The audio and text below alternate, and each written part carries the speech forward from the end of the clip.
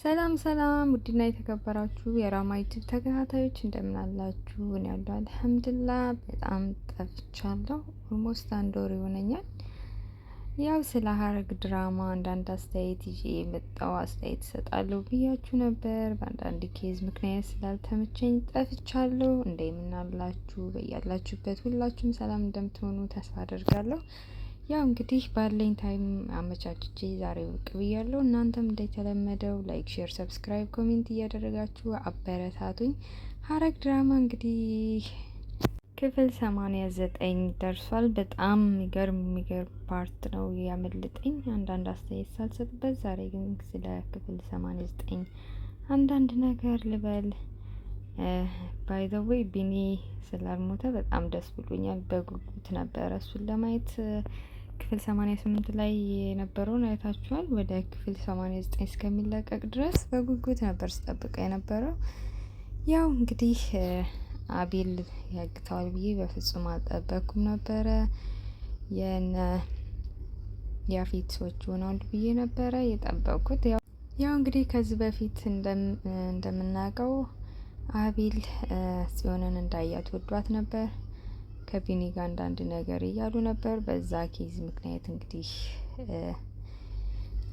ዳጊም ለኢፍራታ ሲል ያው አቤል ጓደኛው ስለነበረ እሱን እንዳስፈራራለት ያፌትን ነበር የጠየቀው። ግን ባልጠበቀው መንገድ ያፌትን ወግቶትኝ ጽዮንን እንዳገናኘው ነበረ ሲያደርግ የቆየው። በዛ መካከል እውነቱን ጽዮንና ዳግም አውርተው እንደዚህ እንዳደረገና እንደገናኙ እንዳደረገ ሲነግራትኝ እሷም በጣም ነበር እንትን ያለችው። ቢኒም ያው እንደምታውቁት አፍቅራ ወልዳ ሌላ ሰው መስሎት ነበር። እሷ ግን እንደዛ አልነበረም።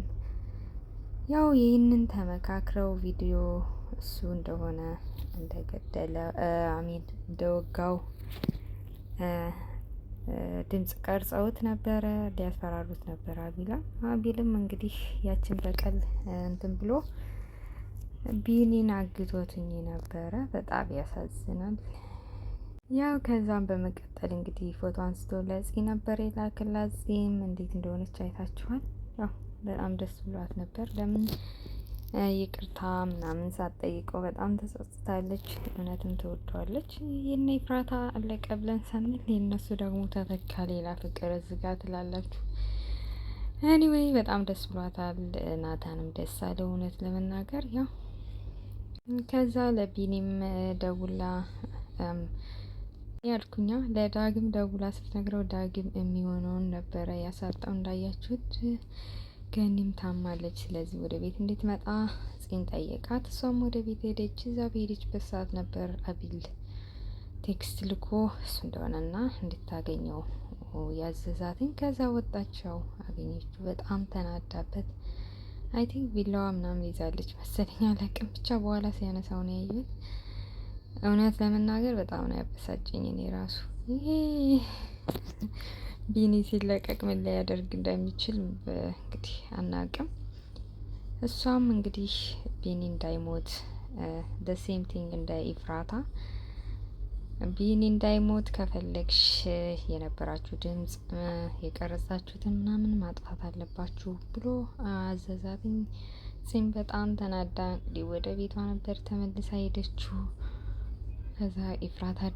ከዛ ኢፍራታ ደውላ ወደ እነሱ ቤት እንደምትሄድ ነገረቻት። ለምን የያፌትንና የናታንን ወንድምነት ለማጣራት ትፈልጋለች። እኔ ግን ወንድም ድሮም ብያለሁኝ ወንድምና ወንድም ይመስሉኛል። ለዛ ነው የሆነ ነገርማ አለ ብዬ ገምቼ ነበር። ግምቴም ትክክል ነው። አሁን ኢፍራታ አንድ ጊዜ ጺም ወስዶ ሲለፈልፍ ስለሰማችሁ ጸጉሩን የሱንም የናታንም ወስዳ ዲኤንኤ ልታስመረምር ነው። እንግዲህ ወንድም ይሆናሉ ብዬ ገምታለሁ።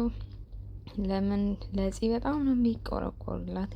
አይታችሁ ከሆነ ያፌት በጣም ነው የሚሳሳላት። እውነቱን እንግዲህ እስኪ ምናየው ይሆናል። በመቀጠል እንግዲህ ያው እንደምታዩት እንግዲህ ቤዛም አዲስ ሰው አፍቅራለች። የሚወዳት ሰው ማለት ነው። የዲያራ ወንድም። እኔ ግን የዛ ቤት ፋሚሊ ሁሉም አልተመቹኝም። ይቅርታ አድርጉልኝ። ዲያራም እናቷም ሌላ ፊልሙ ላይ በጣም ስለማያት ክፉ ነው የምትመስለኝ። የእውነት ክፉ ነው የምትመስለኝ። ካራክተሩ ብቻ አይመስለኝም። ብቻ እዚህ ጋር ምን ተረዳው መሰላችሁ? ናታንና የዛ ቤት ፋሚሊ እነ ናታን የሆነ ነገር አለ። ለዛ ነው ናታን ወደዛ ቤት መግባት የፈለገውና ስራ መቀጠር የፈለገው። በእርግጥ እንዳሰቡ ትነቃብኛለች ብሎ ነበረ። ሳትነቃ ቀርታ ወደዛ ስራ እንግዲህ ናታንም ተጠርቷል። እዚ ጋ ቤዛ የዲያራ ወንድም ዲያት መጥቶ ሉሊት አይታችኋታል። መቼም አታርፍም ሰላም ሲላት እግር አበዛክ ብላ ቤዛን እያናደደቻት ነበረ። ሉሊት እኮ እጇንም እግሯንም ብትቆረጥ አፏ አያርፍም። ያው ናታንም ከመውጣቱ በፊት አናዳው ነበረ። እዚጋ እንግዲህ የዲያራ የሆነ ወረቀት ተልኮ ለእናቷ ስለ ናታን ተቀብላ ስትሰጣት በጣም ነበር የተናደደችባት። ለምን ዲያራ ግን እንደማትነቃ አላቅም። እናቷ በጣም ክፉና አባቷን እንደገደለችው ነው ወንድሟ እንትን ሲል የነበረው እንዳያችሁት። እስካሁን ምንም የነቃችው ነገር የለም። እንግዲህ ናታን ወደዛ ድርጅት ገብቶ ምን ሊያደርግ እንደሚችል እምና ይሆናል። በመቀጠል ቢኒም ተለቆ ቢኒ የሚገናኙ ይሆናል እርግጠኛ ነኝ። ምክንያቱም በነገሩ ከተስማማች እንደሚለቀው ቃል ገብቶላታልኝ። ከዚህ በመቀጠል እንግዲህ ያው የአፌት ሰው ቢኒ ያገተው የአክስት ልጅ አቤል ነው ሲለው በጣም ነበር የተናደደው።